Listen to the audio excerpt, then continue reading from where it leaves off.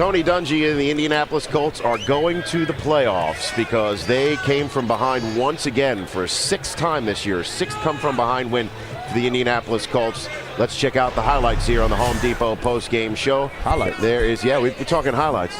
An emotional lift for the Jacksonville Jaguars here as their fallen comrade Richard Collier was here. God bless you, man. And won the toss for them. So he was a factor for the Jaguars once again. And with that opening drive, Maurice Jones-Drew and the Jacksonville Jaguars offense put it on Indianapolis. A 10-yard gain down to the 28 for a first down. 3 plays later, David Garrard to Dennis Northcutt for the score. That's the way they wanted to start this game. A good mix with run and pass in the end zone and chew up some clock. 7-0, Jack Del Rio all fired up. Second quarter now, a 14-play possession right now. Garrard to Richard Angulo, 17 yards down to the 9. And then 3 plays later, Garrard takes it in himself. Yeah, the quarterback draw now inside the 5 is a good play. Spread them out, let the big guy roll. So it's 14-0. Indianapolis, 5th play of the Colts' ensuing drive. Peyton Manning was on fire tonight, Marshall. He was. He could not miss. He got into that rhythm, and once he got into that rhythm, there was nothing that Jacksonville could do about it. And that's what you don't want to do. Basically, you don't want to get the lead and afford for them to have to throw the ball, because if they do, they'll get in the rhythm and you're in trouble. 14-7 as Peyton Manning put him on top. 2 Jaguars possessions later, Mike Walker, 18 yards, stops with 1 second left, so they got a field goal out of it. Yeah, that was big right before the half. It's always important to score right before the half. Emotional lift. 17-7 at the half.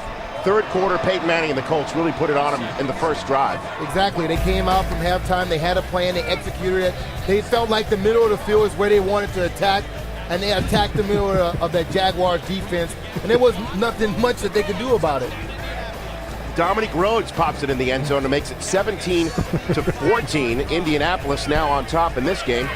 The Jaguars had some answers offensively, Dion. Yeah, the Jaguars played well. We talk about the exploits of Peyton Manning today, but Garrard, he had a great game all the way around. 2 bad passes, which we'll see coming up shortly, disabled this game. Raheem Brock with an unnecessary roughness penalty bailed Jacksonville out. They were going to be having to punt, but they kept the drive alive with that penalty.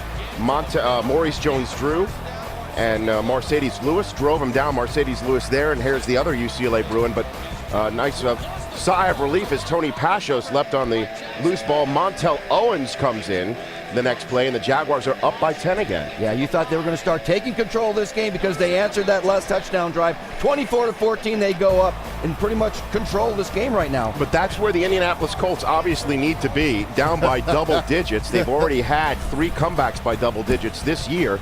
They were down 14 in this game, down 10 now. Peyton Manning, he completed his first 17 passes in this game. He was remarkable, missing on only 5 passes on the night, drove him down the field. Here is Gijon Robinson down to the 3, and then 3 plays later, Dallas Clark, a 105-yard night, including this touchdown. Play action down in the end zone. When you have a tight end like Dallas Clark, and Peyton Manning does a great job with the play action, he sells it. You're in trouble. Colts a tie game now as Indianapolis drove down the field later and scored a field goal, but this was the key moment of the game. Kewan Ratliff with a pick 6 to put the Colts up for the first time on the night. 2 Jaguars possessions later. Just a little over 2 minutes ago, Maurice Jones-Drew, what a night he had. 71 yards receiving, 91 yards running. This 17-yard gain was quite remarkable as he moved the ball down the field. Garrard to Reggie Williams down to the 17. Stop the ball, spike it. Garrard to Jones-Drew, and this was a crucial moment because they're out of timeouts. Jones-Drew couldn't get up, ran 10 more seconds off the clock. Yeah, not only losing him, but losing 10 seconds cost him another play, and this was costly for the Jags. And with 19 seconds to go, 12 seconds to go actually, Garrard is sacked. Something he cannot do is Dwight Freeney wraps the game up. The only way to end it. Quarterback on his back. Let's seal the deal and go home with a win. It's beautiful. So the Colts take the win, 31-24. Tony Dungy goes into the playoffs for the 10th straight year. 8th win in a row for the Indianapolis Colts. What a win, Dion.